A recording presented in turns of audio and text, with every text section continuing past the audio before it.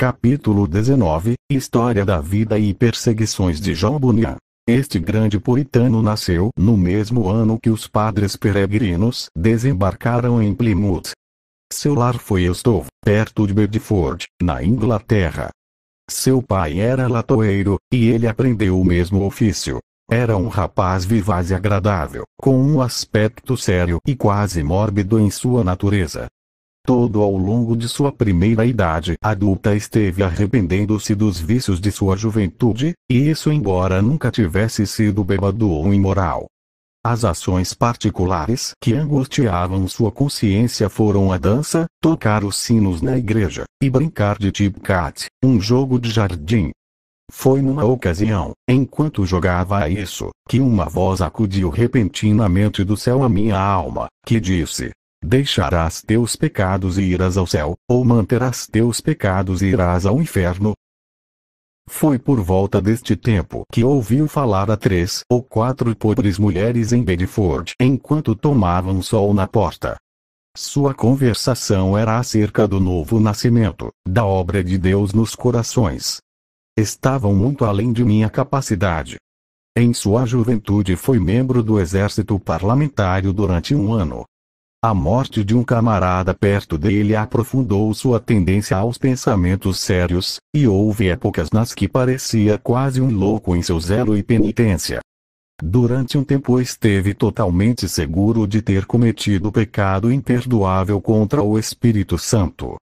Enquanto era jovem, casou como uma boa mulher que lhe comprou vários livros piedosos que leu com assiduidade, confirmando assim seu fervor e aumentando sua inclinação às controvérsias religiosas.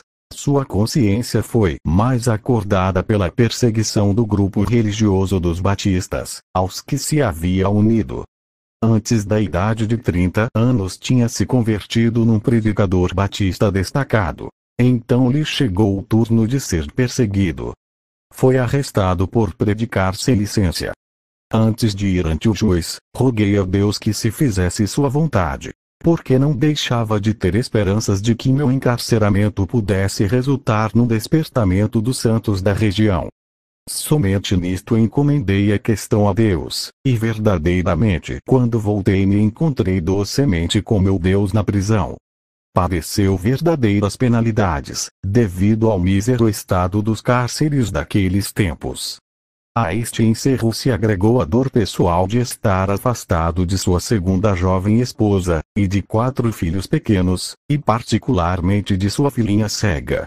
Enquanto estava no cárcere se recriou com os 2 livros que tinha levado consigo, a Bíblia e o livro dos Mártires de Fox.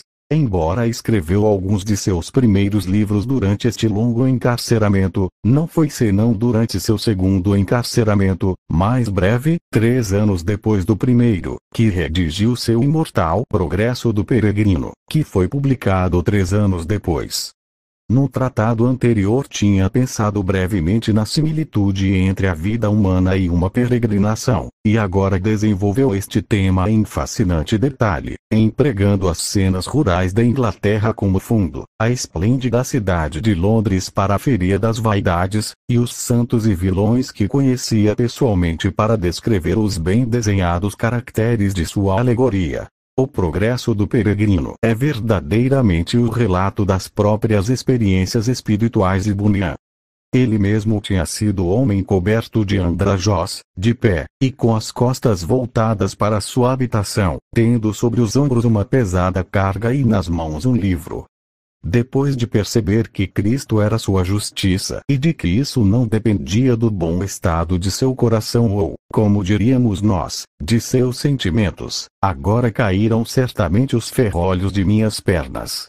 Seus tinham sido o castelo da dúvida e o pântano do desespero, com muita parte do vale da humilhação e da sombra da morte. Porém, por acima de tudo, é um livro de vitória. Uma vez, saindo da porta da sala do tribunal onde tinha sido derrotado, escreveu: enquanto saia da porta, teve grande gozo de dizer-lhes que levava comigo a paz de Deus. Em sua visão estava sempre a cidade celestial com todos os sinos repicando. Tinha combatido constantemente contra Apolião, e a miúde ferido, envergonhado e caindo, mas no final, mais que vencedor por meio daquele que nos amou. Seu livro foi a princípio recebido com muitas críticas por parte de seus amigos puritanos, que viram nele somente um agregado à literatura mundana de seus tempos. Porém então os puritanos não tinham demasiadas coisas para ler, e não se passou muito tempo antes que fosse devotamente colocado junto às suas Bíblias e lido com gozo a proveito. Passaram talvez 2 séculos antes de que literários começaram a perceber que esta história, tão cheia de realidade humana e de interesse, e tão maravilhosamente modelada sob o inglês de tradução autorizada da Bíblia, constitui uma das glórias da literatura inglesa. Em seus anos tardios escreveu várias outras alegorias, de uma das quais a Guerra Santa. Foi dito que se o Progresso do Peregrino não tivesse sido nunca escrito, seria considerado como a melhor alegoria da língua inglesa. Durante os últimos anos de sua vida, Bunyan ficou no venerado pastor e predicador local. Também era um orador favorito nos púlpitos inconformados de Londres. Chegou a ser um líder e mestre tão à escala nacional, que frequentemente era chamado Bispo Bunyan. Nem útil e desprendido de sua vida pessoal, seu caráter era apostólico. Sua última doença foi devida aos embates de uma tempestade durante uma viagem na que tratava de reconciliar um pai com seu filho. Seu final chegou 3 de agosto de 1688. Foi sepultado em Bunhill Fields, o pátio de uma igreja de Londres. Não há dúvidas acerca de que o Progresso do Peregrino tem sido mais útil que qualquer outro livro fora da Bíblia. Foi oportuno, porque continuavam queimando mártires na feria das vaidades enquanto ele estava escrevendo. É um livro duradouro, porque enquanto diz pouco de viver a vida cristã na família e na comunidade, se interpreta a vida até ali onde é da alma individual, numa linguagem simples. Bunyan desde logo mostrou como reconstruir um trono principesco sobre a humilde verdade. Ele tem sido para muitos seu mesmíssimo bom coração, o valoroso guia de peregrinos,